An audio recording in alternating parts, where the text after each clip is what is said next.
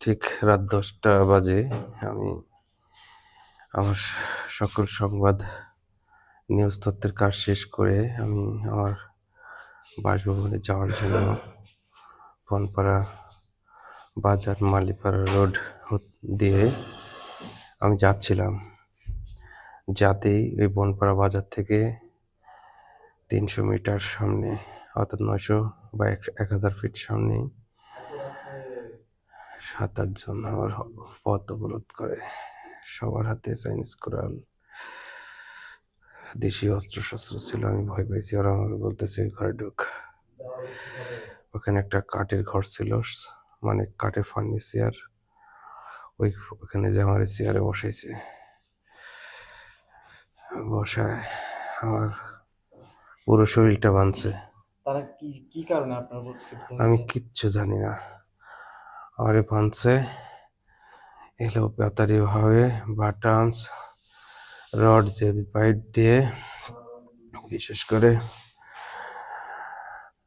যেভাবে পারছে পুরো শরীরে আমারে মারছে। আমার মাথায় যখন বাড়িটা দিছে ২-৩টা, মাথা যে রক্ত পড়ছে পুরো শরীরে, আপনারা দেখেন। এই শরীরের রক্ত দ্বারাই ঘরে যা প্রচুর মানুষ ছিল বাইরে, কারোর ঢুকতে দেয় নাই। তাদের নামগুলো আমি কয়েকজনের চিনি। তাদের ভিতরে ওসমান, ফরিদ, সঞ্জয়, সাজ্জাদ সহ আরো বেশ কয়েকজন ছিল। আমাকে বলতেছে, শুয়োরের বাচ্চা, তো সাংবাদিকতা ছুটাচ্ছি, তুই যেখানে সেখানে যাই নিউজ করবি, অবৈধ কাজ কাম করতে তোর জন্য পারি না।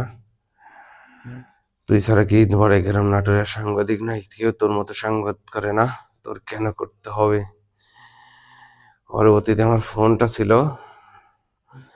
যখন অনেক মানুষ আসছে, আমার রক্তাক্ত অবস্থায় আমি খুব গোপন অবস্থায় আমি আমার ফেস থেকে নাটোর নিউজ থেকে লাইভে গেছিলাম।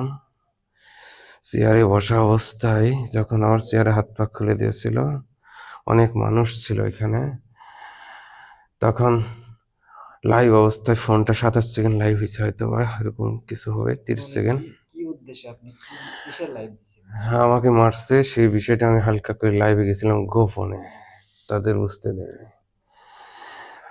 লাইভ অবস্থায় ফোনটা কয়েকটা আসার দিয়ে ওই জায়গাতেই ভেঙে ফেলছে। তখন সবার সামনে আমি খালি একটা চিৎকারই করছিলাম, আমাকে বাঁচান।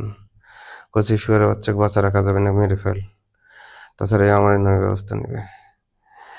আমাকে ওখানে এলাকার লোকজন হুড়জুড় দিয়ে আমাকে গাড়িতে তুলছে হাসপাতালে নেওয়ার জন্য। তার ১০০ ফিট সামনে যেই আমাকে আবারও অ্যাটাক করছে, করে আমারে বলতেছে যে ফেজে লাইভ করছি, ফোন তো ভাঙছে, এখন তো ওই ভিডিও ডিলিট করবো, তোর এই জিমেল পাসওয়ার্ড বল। আমি আর হাত পায়ে ধরে বললাম যে ভাই, আমার তো পাসওয়ার্ড মনে নাই। আমি অজ্ঞান হয়ে পড়ে গেছি। সে অবস্থায় 999 ওই জায়গা থেকেই ফোন দিয়ে পুলিশের সাথে কথা বলতে বলতে আমি অজ্ঞান হওয়া অবস্থায় পড়ে গেছি। আমি তারপরে আর মনে নাই। এখন আমি যে কোথায় আছি সেটাও আমার জানা নাই। এখন আপনি কি চান? মানে আপনি বিচার চান না? আমি আমাদের প্রধানমন্ত্রী, আমাদের জনাব তারেক রহমান